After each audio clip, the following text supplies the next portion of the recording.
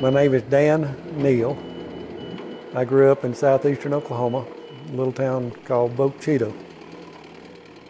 Grew up on a farm there, 250 acres. My dad had cattle and hogs, sheep. And we farmed, raised peanuts and milo and corn, baled a lot of hay. This is a rural community. The little town was 600 people. My senior class had, I think, 25 graduating. And from there I went to college at Southeastern Oklahoma State University. No, it was just Southeastern College then at that time, wasn't it? In Durant for 2 years, and then transferred up to Oklahoma State University in Stillwater. I felt like I had a really good childhood and a loving home, and I had my cats and my dogs, and the older brothers carried me around a lot when I was a baby. My dad came out of the Depression, and he was very frugal, him and Mom. Dad grew up and was born in Indian Territory back before Oklahoma became a state. And my mother grew up in near Joplin, Missouri, town of Nevada, if I recall correctly. Family had an emphasis on making good grades when you was in school, but at the same time you worked. You always had chores to do before you went to school, and then you had chores to do when you got of an evening. And I remember many times when we were farming, I'd get off the bus at the field and take Dad's place on a tractor, and he'd walk in and start another project.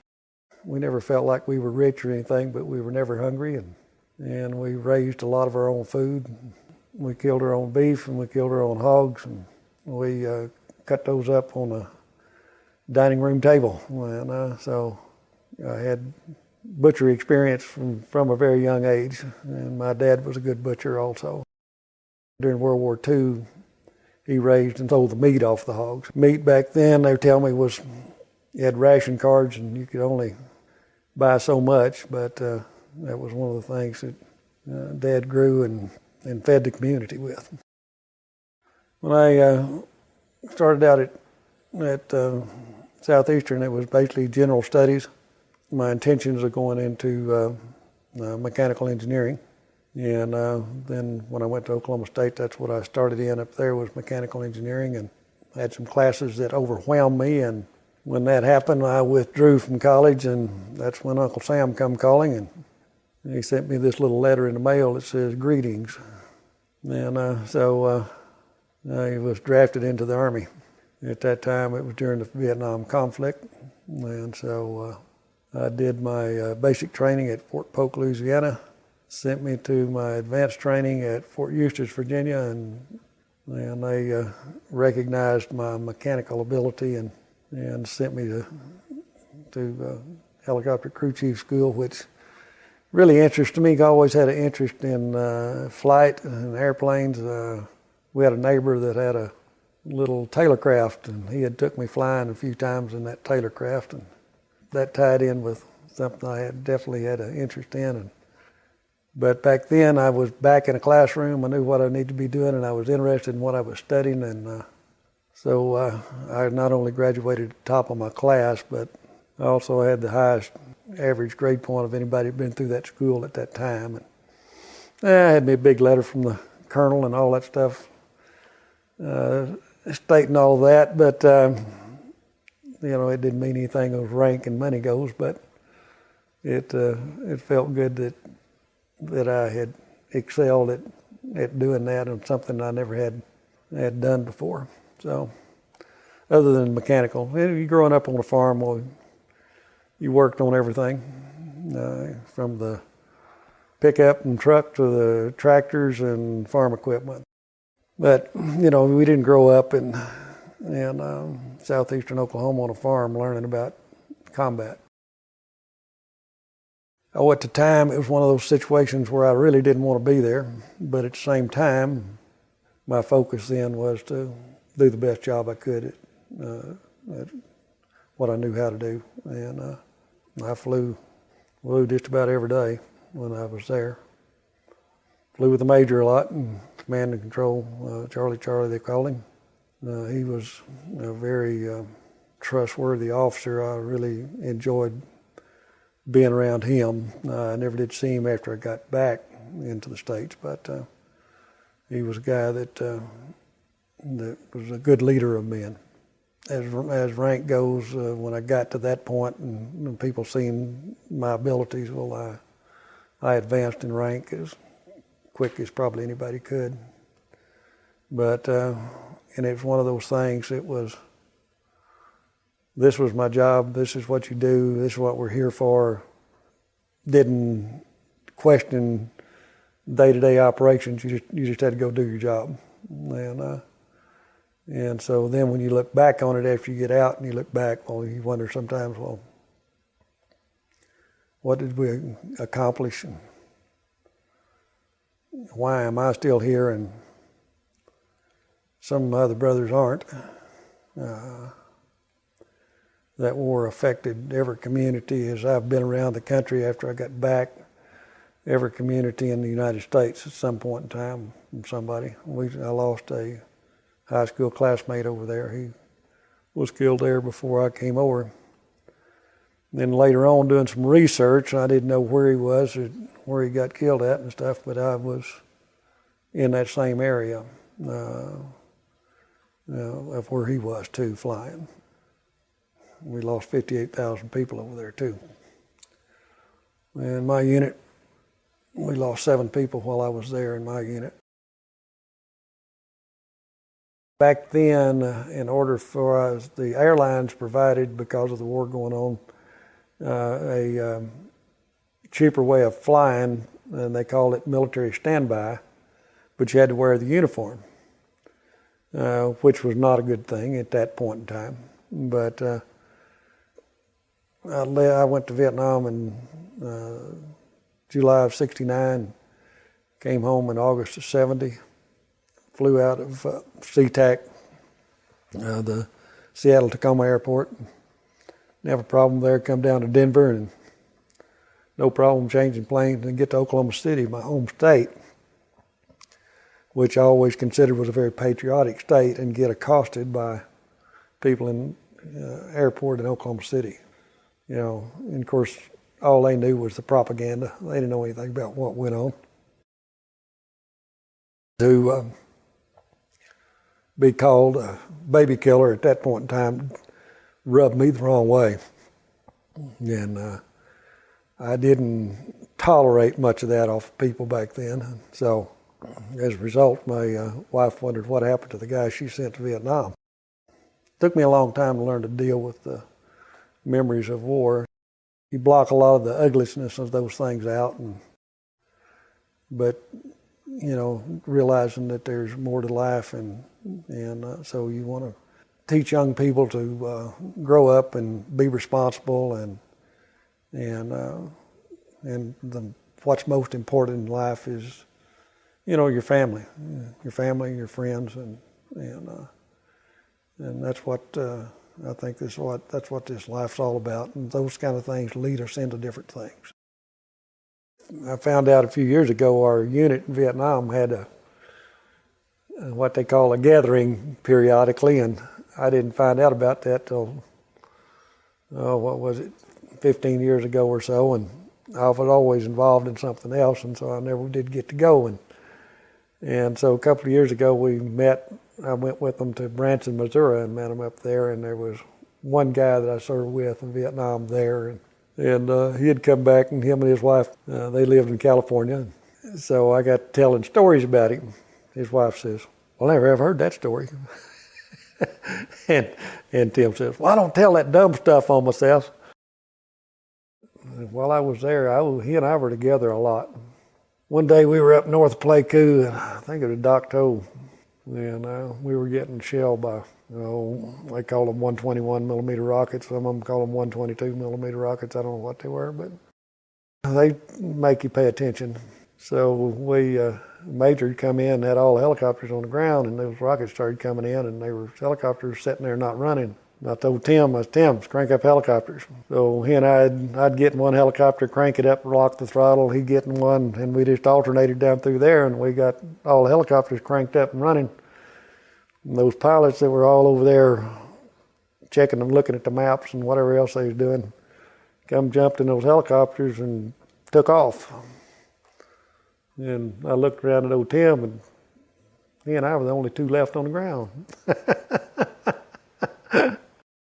So anyway, we saw the fight going on over the mountains, and our aircraft were putting in fire, trying to stop the rocket attack, and then it quit. And here comes some helicopters in to rearm and refuel, and so we had to go down to the end of the flight line to rearm. They pulled into the refuel point, and the pilots got out and refueled. And by that time, me and Tim had hustled down to the other end where the rearm point was, and they come up there, and I jerked the door open. The guy says, "Clear the guns, we'll get the rockets." And so me and Tim cleared 2 turret weapons, and the pilots replenished rockets, and then the next helicopter come up, we did the same thing, and these 2 guys here were in Cobra helicopters, and so they got no place for us. And so we got them redone, and they were ready to take off, and here come them rockets again. They took off, and there me and Tim was low crawling down this little shallow ditch trying to get away from the rearm point in case they hit it. So when Tim was sitting there in that ditch and watching the Cobras put in rockets on the other side of the mountain, and it wasn't being effective, and he goes to elbowing me. "What?" And I look around, look. And they had these Vietnamese walk in out of the jungle, and they were down probably 50 yards from us or so. I said, "Are they carrying AKs or M16s?" And so they were carrying M16s. They were South Vietnamese, you know.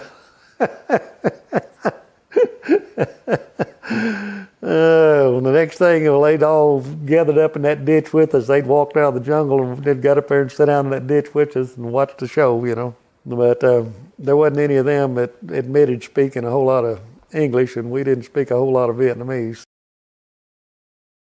But then when you come back, well, I was engaged to my wife and before I went to Vietnam, and I chose not to burden her with a marriage till I got out, and so we come back and got married and went back to college. My wife Marilyn, she experienced some of those things of me adjusting to after I came back, and I remember she still recalls a time when we had a loud noise happen at night, and I drug her out of bed and laying on top of her hollering incoming, and she didn't understand what was going on. So those kind of things you don't, you're glad you don't have to relive again. And it's one of those things of getting adjusted to stuff like that when you're over there. Now we're doing more for our veterans coming back than they did for us coming out of Vietnam, because it was not a popular war, and why would any war be popular? Now they seem to be wanting our military to take on a policeman's role instead of a war role, and that's just not what the military is all about. And it's nothing I wanted to make a career out of, and I've got good friends that made a career out of the military, and that's all right too. But it's nothing that I was interested in. I wanted to get back into agriculture, whether it was farming or taking care of livestock, or the way it worked out, I ended up in the meat business. But at the same time, you've got feedlots associated with that also. So that was my focus, and then our family and our having our 2 children and raising those 2 kids.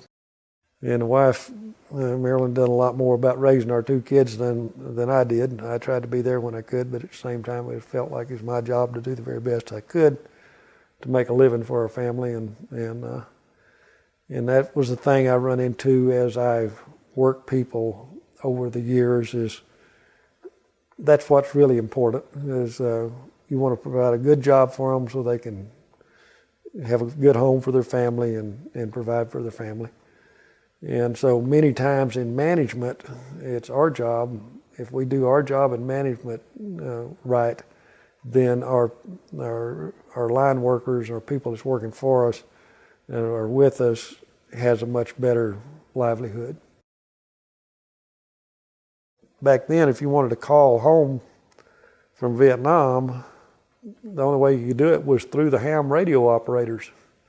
And one year, that year I was over there, my birthday came along, well, Marilyn baked me a fresh apple cake and put it in one of those aluminum cake pans with the aluminum cover on top of it. Sliced some fresh apples and laid on top of that and mailed that to me. I remember everybody in my platoon there got a bite of that fresh apple cake, and it was quite tasty. It got there intact, and it was very, very good. So then I ordered her engagement ring from the PX and mailed that to her. I also sent her some bronzewares that we still use to eat with, and don't use, that's not an everyday deal, that's only a special occasion deal, we use that. And then I sent her a set of dishes while I was over there that we still have, a set of Mikasa china that we still enjoy. She's had a lot of challenges in her life too, and a lot of good things happen, and so we've when you got a good partner and you work together, well, a lot of good things can happen in your life. All about attitude, keeping that positive attitude. Nothing's